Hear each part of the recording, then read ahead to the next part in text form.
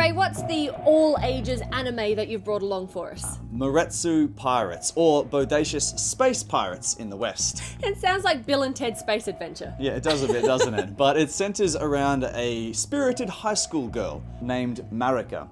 She's a member of the Space Yacht Club and has a part-time job at a high-class retro cafe. One day, two strangers suddenly appear and claim to be subordinates of her dead father.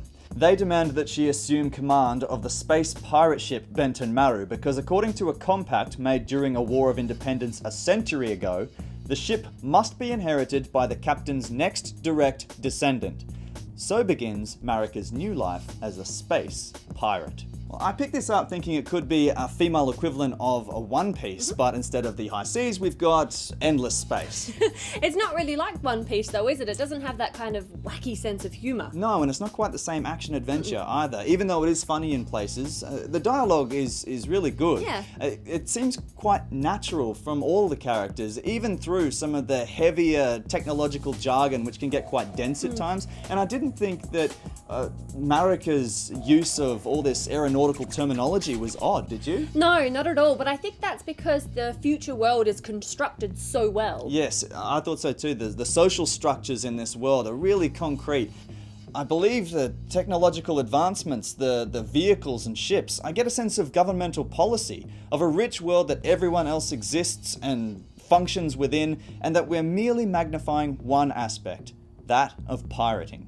Now, when I say pirating, they're not doing anything illegal. Consider them more as sanctioned privateers who carry a letter given to them by the government, and it's called the Letter of Marque, and this enables them to rob others.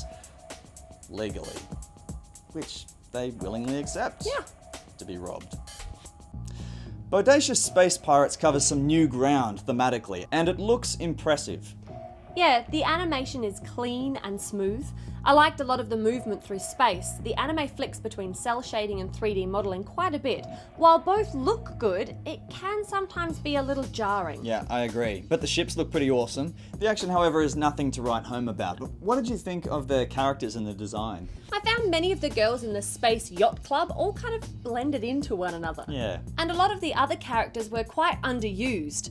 Aside from Marika, who is a kick-ass, take-charge kind of gal, only Chiaki is of interest. Her cool demeanour and excellent skill set is enticing, and she reminds me of those kids who always acted like a grown-up.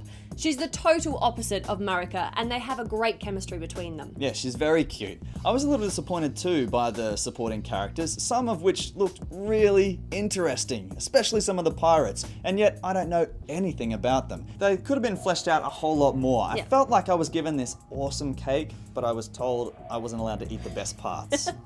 Now, I can understand what you're saying, weirdly.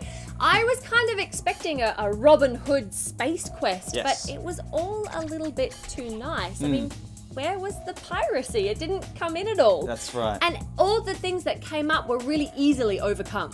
Yeah, I liked how they chose to test or wean Marika into her role as captain, but the series needed to be cut back and cleaned up and pumped up.